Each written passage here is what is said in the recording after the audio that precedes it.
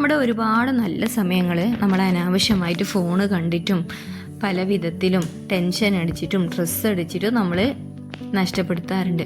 പക്ഷേ നമ്മളെ മനസ്സിന് സന്തോഷമേകുന്ന, കണ്ണിന് കുളിർമയേകുന്ന ചില നിമിഷങ്ങൾ നമ്മളെ ജീവിതത്തിൽ ഉണ്ടാക്കിയെടുക്കാൻ പറ്റും. അതാണ് നമ്മൾ, അതായത് പ്ലാന്റ്സിനെ പരിപാലിക്കുക, കൃഷി ഉണ്ടാക്കുക എന്നത്. അനുഭവത്തിൽ നിന്ന് ഞാൻ പറയുകയാണ്, നമ്മളെ വീട്ടിൽ എന്തെങ്കിലും ഒരു വിത്ത് കിട്ടിയാൽ അത് നട്ട് അത് മുളച്ച് വരുന്ന ഓരോ ഗ്രോത്തും നമ്മളത് ആസ്വദിക്കുന്ന ആ അനുഭവം അതൊരു പ്രത്യേക സന്തോഷമാണ്. കാരണം നമ്മൾ രാത്രിയും രാവിലെയൊക്കെ നമുക്ക് എന്നും ഈ ചെടികളെ കുറിച്ച് ഇത് വളർന്നോ വലുതായോ ഇതെപ്പോഴാണ് വലുതാവും ഇങ്ങനെ നമ്മൾ അതിനു വേണ്ടി വെയിറ്റ് ചെയ്ത് നിൽക്കും.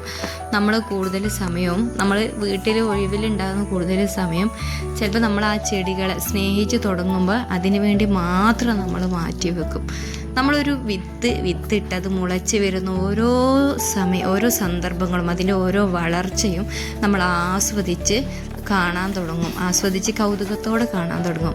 ഇത് കണ്ടില്ലേ, വിത്തിട്ട് കുഴിച്ച് അത് മുളക്കാത്തപ്പോൾ ഞാൻ തിരഞ്ഞു നോക്കിയതാണ് ഇതെന്തേ മുളക്കാത്തപ്പോൾ ചിലരിങ്ങനെ വരാൻ വേണ്ടി കാത്തു നിൽക്കുകയാണ്.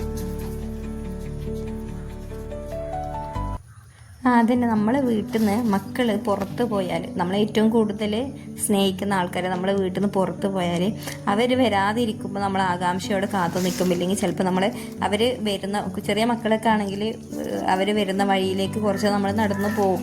അതേപോലെ നമ്മൾ വിത്തിട്ട് മുളക്കാത്തപ്പോൾ നമ്മൾ എന്തേ ഇവർ മുളക്കാത്തതെന്ന് വിചാരിച്ച് അതിങ്ങനെ കുഴിച്ച് നോക്കും.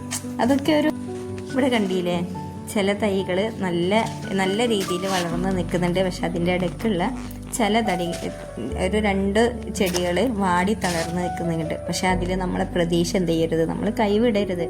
ഇനി ആ